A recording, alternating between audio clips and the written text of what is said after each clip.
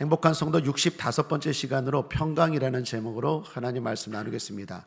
오랫동안 관계를 맺고 지내온 목사님이 계십니다. 그분이 코로나를 겪고 나서 카톡을 보내왔습니다. 아마도 단체로 보낸 카톡 같았습니다.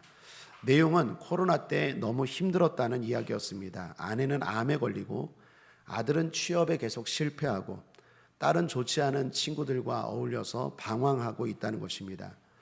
목회는 당연히 코로나 때문에 성도들이 모이지 않아서 너무 힘들고 어떻게 해야 될지 답이 나오지 않는다는 것이었습니다. 그래서 이제는 내 힘으로 아무것도 못 하겠다 하여 교회를 접겠다고 합니다. 그리고 절에 들어간다는 것입니다.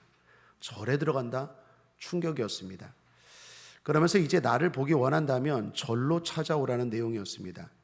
그분이 얼마나 힘들면 그랬을까 하는 생각이 들었습니다. 평소에 제가 본 그분은 어떤 어려움도 잘 견디고 이겨내신 분이었습니다. 그랬기에 저에게는 더 큰 충격이었습니다. 그러면서 톡 맨 밑에 절 주소를 적었습니다. 절을 보고 싶으면 이 절로 찾아오세요. 그리고 절 이름도 적어 놓았습니다. 그 절 이름이 부활절입니다. 사랑하는 여러분, 부활은 우리에게 능력입니다. 절망을 희망으로, 가난을 부요로, 저주를 축복으로, 슬픔을 기쁨을 넘어 환희로 바꾸는 능력입니다. 그 능력의 집합체가 부활인 줄 믿습니다. 자, 그렇다면 그 능력은 누가 경험할 수 있고 구체적으로 어떤 성격의 것일까요? 오늘 크게 둘로 나누어 살펴보겠습니다. 첫째로, 부활하신 주님이 처음으로 만난 사람들을 보면 알 수 있습니다. 여러분 궁금하지 않습니까? 주님은 부활하시고 누구를 제일 먼저 만나셨을까? 이건 궁금을 넘어 우리가 주목해야 될 부분입니다. 답은 막달라 마리아와 제자들이었습니다. 막달라 마리아는 과거에 7 귀신에 들렸다가 주님께 치유받은 여인이었습니다. 이 여인은 주님이 십자가에 죽으시고 무덤에 안치되는 걸 보았어요. 그리고 주일 새벽 누구보다 먼저 무덤으로 달려갑니다. 그런데 무덤을 가로막고 있던 돌이 치워져 있는 것입니다. 그리고 예수님의 시신은 보이지 않죠. 곧바로 마리아는 제자들에게 이 사실을 알렸습니다. 베드로와 제자들이 급히 무덤으로 왔고 놀라기만 하고 아무런 말도 어떤 조치도 없이 집으로 돌아갔습니다. 그리고 홀로 남은 마리아는 울기 시작합니다. 예수님의 시신이 없다는 사실을 알고 운 것입니다. 그 사실을 부활이다, 예수님 부활하셨구나라고 연결지어 생각하지 못하고 그냥 울고 있는 것입니다. 그렇게 빈 무덤을 보고 울고 있을 때 천사가 등장합니다. 그리고 말합니다. 마리아야 어찌하여 우느냐? 마리아는 사람들이 시신을 훔쳐갔다 생각했습니다. 그리고 예수님의 시신이 없다고 울면서 천사에게 하소연합니다. 이 말을 하는데 돌이켜보니까 예수님이 뒤에 서 계신 것입니다. 그러나 그때도 마리아는 예수님을 알아보지 못합니다. 무덤 동산을 지키는 동산지기로 알고 울면서 하소연합니다. 혹시 당신께서 예수님의 시신을 따로 두셨나요? 그랬다면 저에게 주세요. 제가 그 시신을 돌보겠습니다. 이때도 마리아는 여전히 울면서 이야기합니다. 그때 예수님이 마리아야 하십니다. 그리고 마리아는 비로소 예수님을 알아보죠. 너무 기뻐서 껴안으려 했는데 예수님이 아직은 안 된다 하면서 말리십니다. 이렇게 해서 마리아는 부활하신 예수님을 만난 첫 주인공이 되었습니다. 여러분, 여기 막달라 마리아에게서 보이는 게 뭡니까? 눈물입니다. 계속 웁니다. 그리고 그 눈물은 사랑이죠. 주일 아침에 일찍 달려온 것도 운 것도 모두 예수님에 대한 사랑 때문입니다. 예수님을 너무나도 사랑합니다. 그 예수님의 사랑을 잊을 수 없고 갚을 길이 없습니다. 그 예수님의 시신이라도 보고 싶고 돌보고 싶습니다. 그것이 마리아의 마음입니다. 그리고 그 마음은 사랑입니다. 마리아가 신앙적으로 볼 때는 부족한 게 많습니다. 예수님이 살아생전 난 부활한다고 했던 말씀도 다 잊어먹었습니다. 금방금방 까먹습니다. 이번 주 설교하면 다음 주 금방 까먹습니다. 또한 영적인 분별력도 없습니다. 예수님이 옆에 있는데도 예수님인지 몰라봅니다. 신앙적으로 이렇게 부족한 사람인데 그럼에도 불구하고 마리아는 사랑이었습니다. 주님을 누구보다도 사랑합니다. 그리고 그 사랑은 누구보다도 뜨겁고 간절했습니다. 그 마리아를 예수님은 만나주신 것입니다. 첫 번째로. 그 다음으로 만나주신 사람들은 제자들이었습니다. 성경 한번 읽어볼까요? 1절입니다. 안식 후 첫날 이른 아침 아직 어두울 때에 막달라 마리아가 무덤에 와서 돌이 무덤에서 옮겨간 것을 보고 첫날 이른 아침에 마리아를 만나 주셨습니다. 19절, 이날 곧 안식 후 첫날 저녁 때에 제자들이, 저녁 때에는 예수님이 제자들을 만나 주셨습니다. 그러니까 부활하신 첫날 만나준 사람이 아침에는 막달라 마리아였고, 그리고 저녁에는 제자들이었습니다. 처음으로 만난 사람들이 막달라 마리아와 제자들입니다. 왜 예수님은 이들에게 처음으로 나타나셨을까요? 만약에 이런 상상을 해봅니다. 통쾌함을 생각했다면 이들이 아니라 다른 사람들에게 나타나는 게 훨씬 더 좋았을 것입니다. 예를 들면 빌라도 어떻습니까? 예수님 자신에게 사형을 언도했던 빌라도에게 나타났더라면 예수님에게나 보는 이들에게나 더욱 통쾌했을 것입니다. 자, 빌라도야, 봐라. 내가 부활했다. 너는 내가 살았을 때 그렇게 기회를 주었는데도 나를 사형에 처하라고 네가 언도했지. 아내를 통해서 말렸는데도 왜 나에게 사형 선고를 내렸느냐. 자, 봐라. 내가 부활했다. 말한 대로 부활했다. 빌라도야, 봐라 했다면 얼마나 통쾌했을까요? 아니면 당시 예수님을 사형시키도록 고소했던 제사장 안나스와 가야바는 어떻습니까? 그들에게 나타나셔서 너희들은 왜 나를 믿지 못하고 그렇게 미워했느냐? 구약에서 말한 메시아가 바로 나다. 성경을 제대로 알고 가르쳐야 되는 제사장인 너희들이 나를 믿지 못하고 나를 십자가에 못 박았느냐? 자, 봐라. 내가 바로 메시아다. 그랬다면 얼마나 통쾌했을까요? 아니면 로마 군인들은 어떻습니까? 예수님을 얼마나 조롱하고 학대했습니까? 예수님을 죽이는 과정에서 잔인하기 그지없었습니다.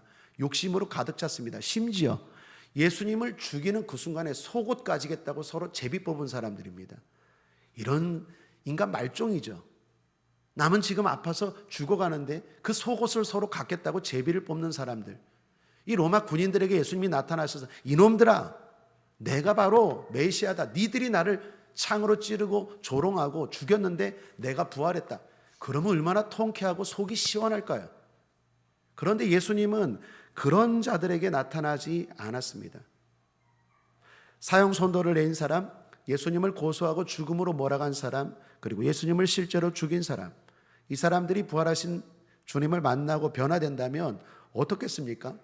통쾌함을 넘어 복음 전파의 효과를 생각해서라도 이들에게 만나주는 게 더 좋지 않겠습니까? 이들은 힘 있는 자들이었습니다. 무엇보다 반대로 막달라 마리아와 제자들은요, 당시 아무런 힘도 영향력도 없는 사람들이었습니다. 당시 법정에서 증인으로 인정받지 못하던 사람들이 마리아와 제자들이었습니다. 반대로 앞서 소개했던 빌라도나 그 사람 총독입니다. 제사장들이나 영향력 있는 사람들, 로마 군인들, 힘 있는 사람들입니다. 그러면 이 사람들이 예수를 믿으면 훨씬 더 복음이 전파되는 일에 효과적이지 않겠습니까? 오늘날로 말하면 대통령이 예수를 믿고 완전히 변화되어서 복음을 전하거나 국무총리 아니면 재벌, 그런 사람들이 예수를 믿고 선교한다면 훨씬 더 효과적이지 않겠습니까? 통쾌함을 넘어 효과적인 면에서도 그들이 더 좋은데 왜 주님은 부활하셔서 아무런 힘도 없고 연약한 막달라 마리아, 귀신 들렸던 여인, 그리고 제자들에게 나타나셨을까요? 이유가 뭘까요? 이유는 사랑입니다. 잠언 8장 17절, 여러분 우리의 마음에 새겨야 됩니다. 함께 읽겠습니다. 시작. 나를 사랑하는 자들이 나의 사랑을 입으며 나를 간절히 찾는 자가 나를 만날 것이니라. 주님을 간절히 찾는 자가 만납니다. 잠언 8장 21절에 이는 나를 사랑하는 자로 재물을 얻어서 그권에 채우게 하려 함이니라. 주님은 사랑하는 사람에게 더 큰 사랑을 베푸십니다. 그건 만고불변의 진리입니다. 출애굽기 20장 6절에 나를 사랑하고 내 계명을 지키는 자에게는 1000대까지 은혜를 베푸느니라.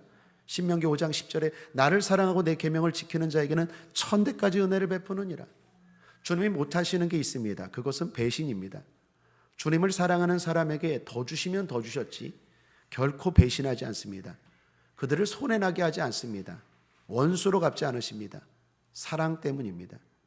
또한 빌라도나 제사장들이나 로마 군인들 입장에서도 마찬가지입니다. 만약에 예수님이 그들에게 부활하셔서 처음으로 만나 주셨다면, 그리고 그들이 예수님을 믿었다면 그 믿음이 진짜일까요? 그 믿음의 진정성이 의심되지 않겠습니까? 여러분, 제가 한때 주님께 끈질기게 기도한 내용이 있습니다. 그것은 뜨게 해달라는 것이었습니다. 일명 공중부양. 지금은 웃긴데 저는 진지했습니다. 제가 중학교, 고등학교 때까지 이 기도했던 것 같아요. 주님, 많은 사람들이 보는 자리에서 저를 한 번만 이렇게 공중에 쑥 띄워주세요. 주님 하실 수 있잖아요. 그러면 제가 복음을 전하겠습니다. 여러분, 저를 보십시오. 제가 떴습니다. 주님 살아계십니다. 예수 믿으세요. 그럼 주님도 좋고 나도 좋고 교회도 좋고 모두도 좋고 한 번만 뜨게 해주세요. 제가 이걸 중학교, 고등학교 2학년 때까지 기도했던 것 같아요. 하도 기도하는데 답이 없어요. 근데 너무 열심히 기도하니까 주님도 답답하셨나 봐요. 어느 날 새벽 기도 때 답변을 주셨어요. 영진아, 왜 자꾸 뜨려고 하느냐? 내 말대로 내가 뜨게 해주고 사람들이 그걸 보고 교회 오면 그게 진짜 믿음이겠니? 그게 진짜 믿음이겠니? 그리고 그 사람들은 맨날 너에게 또 떠봐, 또 떠봐. 아니면 또 능력, 또 능력, 또 기적, 또 기적. 그게 진짜 사랑이겠니?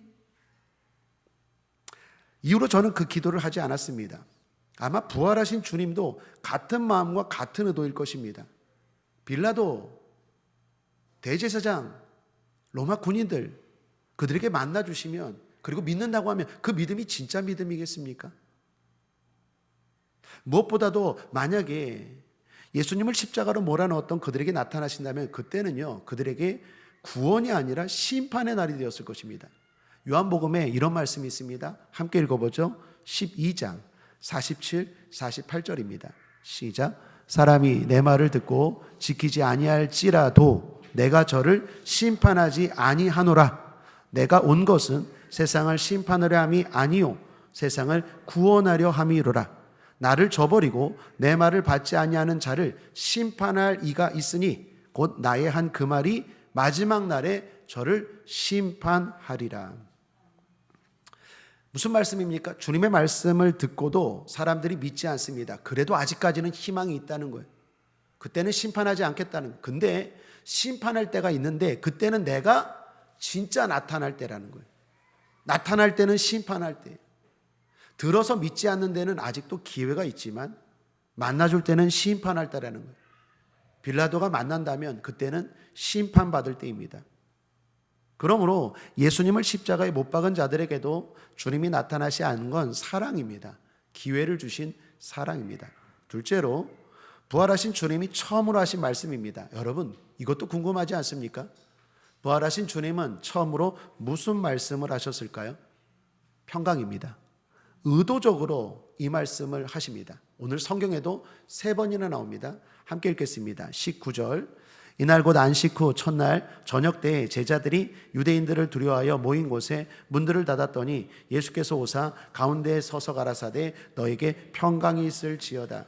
21절. 예수께서 또 가라사대 너에게 평강이 있을지어다. 26절. 여드레를 지나서 제자들이 다시 집안에 있을 때 도마도 함께 있고 문들이 닫혔는데 예수께서 오사 가운데 서서 가라사대 너에게 평강이 있을지어다 하시고. 이거 우연이 아닙니다. 예수님이 의도적으로 3번이나 계속해서 나타날 때마다 하신 말씀이 평강이 있을지어다, 평강이 있을지어다입니다. 평강이라는 말은 예수님이 말씀하시는 순간 능력이 됩니다. 여러분, 누군가 우리가 환자에게 쾌유를 빕니다. 성도님, 집사님, 권사님 평안하십시오. 그러면 그건 바람이고 위로죠. 실제는 아닙니다. 내가 평강을 빈다고 해서 그 사람의 병이 실제로 낫는 건 아니죠. 신혼 부부에게 앞으로 잘 살기를 바래, 꽃길만 걸어, 그런다고 그 부부가 꽃길만 걷겠습니까? 그건 바람이고 소원이고 그냥 축복입니다. 사업에 실패한 사람에게 부자 되세요, 성공하세요, 이건 격려와 위로죠. 힘을 내라는 말입니다. 그렇다고 그렇게 말하는 순간 그 사람의 환경이 바뀌는 건 아니죠. 그러나 주님이 말씀하실 때는 다릅니다. 주님이 평강을 말씀하는 순간 그건 치료가 되고 사업에 실패한 사람에게는 성공이 되고 그리고 환자에게는 건강이 되고 무지한 자에게는 지혜가 되는 줄 믿습니다. 실제적인 능력인 것입니다. 그 평강을 주님은 부활하셔서 의도적으로 말씀하신 것입니다. 이는 십자가를 지시기 전에도 하셨지만 그 전과는 완전히 다릅니다. 이유는 부활 때문입니다. 여러분, 사실 우리에게 평강이 이루어지려면 두 가지가 해소되어야 됩니다. 하나는 관계입니다. 하나님과의 관계가 회복되어야 됩니다. 에덴 동산에서 인간의 조상인 아담이 죄를 짓고 나서 에덴 동산에서 쫓겨났죠. 그리고 나서 우리에게 찾아온 게 뭡니까? 두려움과 불안입니다. 관계가 깨지고 나서 생긴 게 불안입니다. 그런데 예수님이 죽으시고 부활하심으로 말미암아 그 관계가 회복된 것입니다. 예수님의 죽음과 부활에서 성경의 기록 가운데 계속해서 공통적으로 말씀하고 보여주는 것이 휘장의 찢어짐입니다. 여러분, 성경 마태복음 27장 51절입니다. 함께 읽겠습니다. 시작. 이에 성소 휘장이 위로부터 아래까지 찢어져 둘이 되고 땅이 진동하며 바위가 터지고, 마가복음 15장 38절에 이에 성소 휘장이 위로부터 아래까지 찢어져 둘이 되니라. 누가복음 23장 45절에 성소의 휘장이 한가운데가 찢어지더라. 복음서들은 다 휘장 이야기를 합니다. 예수님이 죽으실 때 성막에 있던, 성소에 있던 휘장이 찢어졌다라는 거예요. 이게 왜 중요합니까? 하나님과 우리 사이에 막혔던 그 벽이, 담이 무너졌다라는 거예요. 열렸다라는 거예요. 히브리서 기자는 이걸 확실하게 해석합니다. 함께 읽죠. 히브리서 10장 20절입니다. 시작. 그 길은 우리를 위하여 휘장 가운데로 열어놓으신 새롭고 산 길이요 휘장은 곧 저의 육체니라. 예수님이 죽으심으로 말미암아 휘장이 찢어짐으로 새롭고 산 길이 열렸습니다. 하나님께 나아갈 길이 열린 것입니다. 이제는 죄로 인해 하나님과 막히고 단절되었던 관계가 회복되었다는 것입니다. 그게 부활입니다. 그래서 바울은 이것을 강조하여 그의 서신마다 이렇게 기록하고 있습니다. 로마서 5장 1절에 그러므로 우리가 믿음으로 의롭다 하심을 얻었은즉 우리 주 예수 그리스도로 말미암아 하나님으로 더불어 화평을 누리자. 골로새서 1장 20절 그의 십자가의 피로 화평을 이루사 만물 곧 땅에 있는 것들이나 하늘에 있는 것들을 그로 말미암아 자기와 화목해 되기를 기뻐하심이라. 에베소서 2장 14, 16절에 그는 우리의 화평이신지라 둘로 하나를 만드사 중간에 막힌 담을 허시고 원수된 것 그 의문에 속한 계명의 율법을 자기 육체로 폐하셨으니 이는 이 둘로 자기 안에서 한 세 사람을 지어 화평하게 하시고 또 십자가로 이 둘을 한 몸으로 하나님과 화목하게 하려 하심이라. 계속해서 말하는 게 뭡니까? 화평, 평화입니다. 이것이 소위 말하는 바울의 평강신학입니다. 예수님이 죽으시고 부활하신 것이 왜 중요합니까? 하나님과 우리와의 관계가 회복되었습니다. 이제는 진노의 자녀가 아니라 하나님의 은혜의 자녀입니다. 평강이 회복된 것입니다. 관계가 회복되지 않으면 그 어떤 물질과 그 어떤 능력과 권력이 있어도 불안합니다. 여러분, 대통령이 되면 평안합니까? 권력을 잡으면 평안합니까? 돈이 많아서 재벌이 되면 평안할까요? 그렇지 않습니다. 그 근본적인 내면에 불안이 있습니다. 하나님으로부터 멀어진다면 불안합니다. 그런데 예수님을 믿으면 하나님으로 나아가는 새롭고 산 길이 열립니다. 관계가 회복되는 것입니다. 그래야 진정한 평강이 찾아옵니다. 이건 세상의 그 어떤 것들로 대체할 수 없는 것입니다.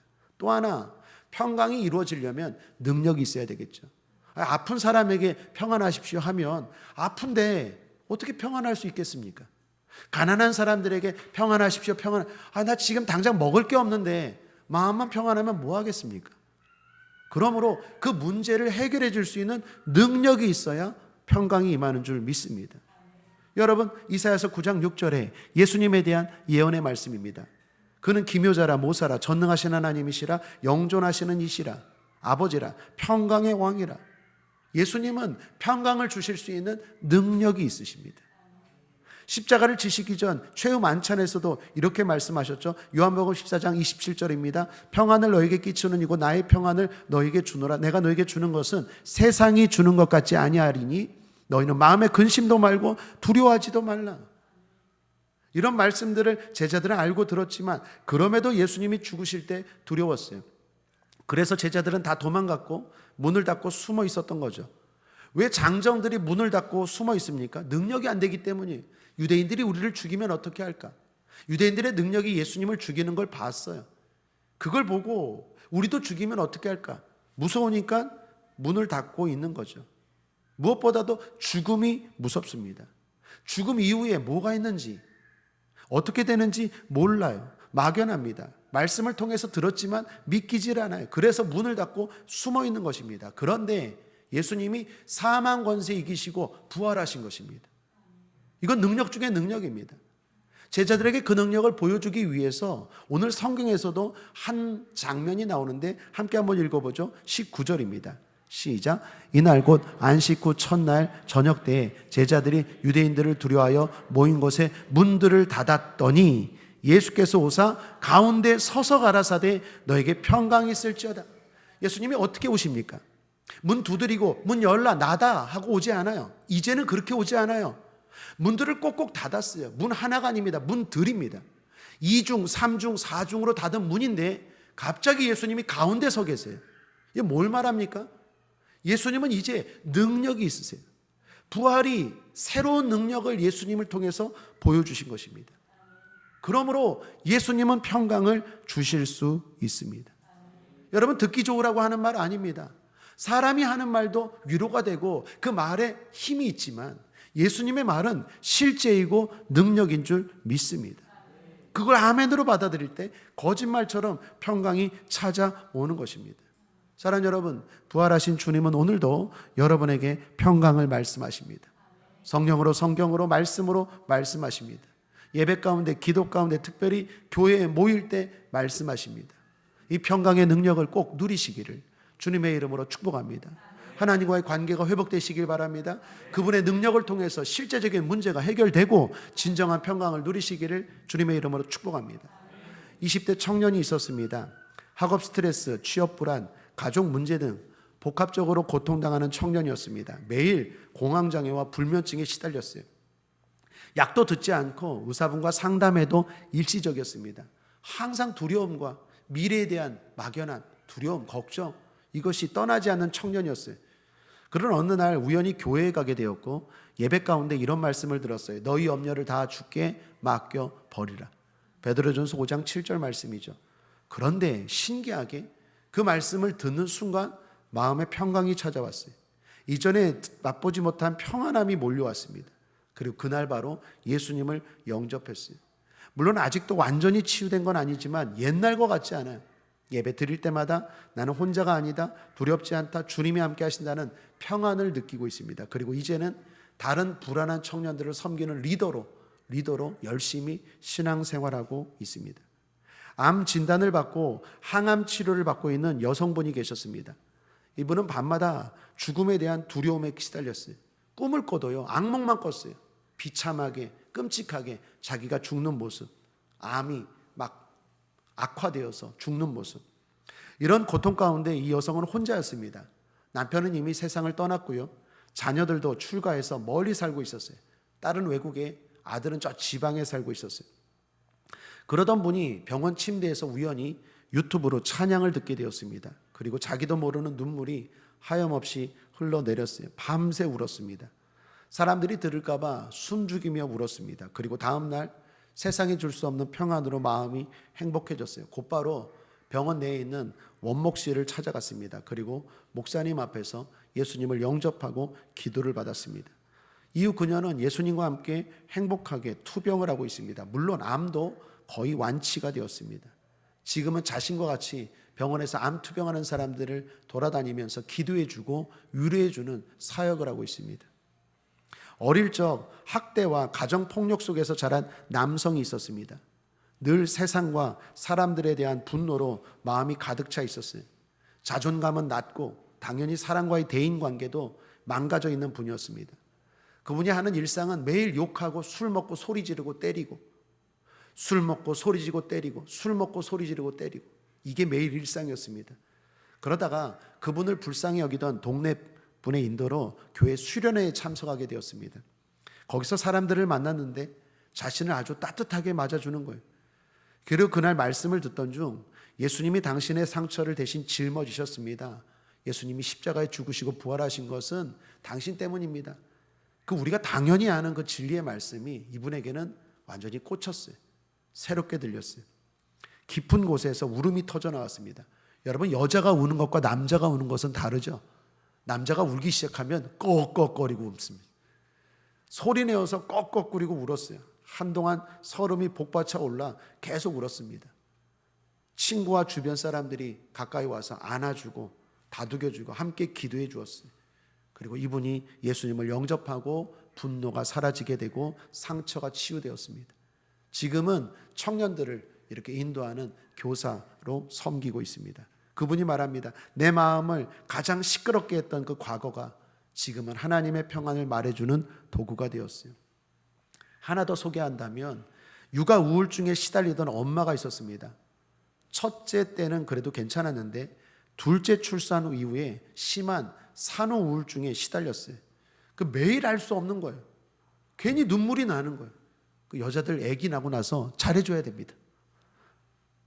나는 불쌍해. 나같이 불쌍한 사람이 없어. 괜히 자책하는 거예요.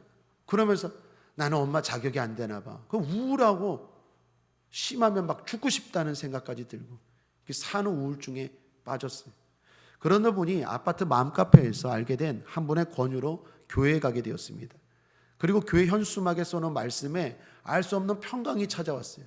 그 말씀은 수고하고 무거운 짐진 자들아 다 내게로 오라. 마태복음 11장 28절 말씀이었습니다. 왠지 모를 마음에 감동이 찾아왔습니다. 그렇게 본격적으로 예배는 시작되었고 기도와 찬양과 말씀으로 마음이 좀 더 열리더니 이제는 예배가 마칠 즈음에 완전히 마음이 자유해졌어요. 그렇게 마음이 자유해졌고 집에서 남편과 가족과의 관계도 이전처럼 회복되게 되었답니다.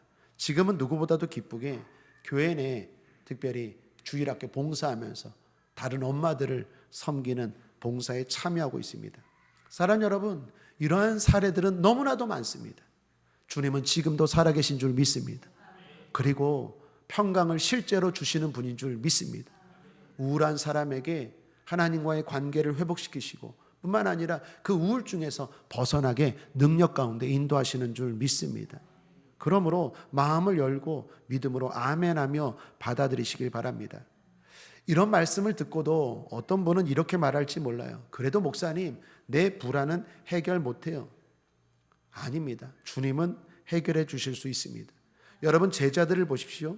제자들은요, 당시 죄수로 여겨졌던 예수님의 제자들이었습니다. 그리고 제자들은 다수가 아니라 소수였습니다. 그만큼 상황이 좋지 않고 어려웠다라는 거예요. 그럼에도 불구하고 주님은 그들에게 불안과 두려움을 해결해 주고 진정한 평강을 주신 줄 믿습니다. 여러분의 상황이 아무리 힘들고 어려울지라도 하나님은 능치 못함이 없으십니다. 하나님은 평강을 주실 수 있습니다. 또 이렇게 말하는 분이 계십니다. 주님의 능력은 의심하지 않아요. 그런데 내 자격이 안 돼요. 내가 그런 평강을, 그런 은혜를 받을 자격이 안 돼요.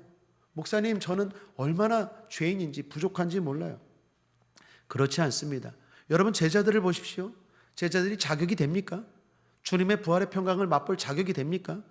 지금 이들을 보면 어떤 자들입니까? 배신자, 도망자, 실패자, 또 도마는 의심 많은 자. 한마디로 자격이 안 됩니다. 그런데 주님이 그냥 갑자기 그들 가운데 오셨어요. 사랑 여러분, 그럼에도 불구하고입니다. 여러분이 어떤 상황일지라도 주님은 평강을 주실 수 있는 줄 믿습니다. 또 어떤 분은 이렇게 말할 것입니다. 지금 주님은 보이지 않잖아요. 마리아와 제자들은 예수님을 봤지만 우리는 보이지 않잖아요. 아닙니다. 여러분, 도마에게 하신 말씀을 보십시오. 도마가 처음에 함께하지 못해서 주님을 못 만났죠. 그런 도마를 위해서 주님이 다시 제자들에게 나타나시죠. 그리고 자신의 모습을 보여주시면서 평강을 베푸십니다. 그때 도마에게 믿음 있는 자가 되라 하시면서 의미심장한 말씀을 던지십니다. 우리 함께 읽어볼까요? 29절입니다. 시작. 예수께서 이르시되 너는 나를 본고로 믿느냐? 보지 못하고 믿는 자들은 복되도다.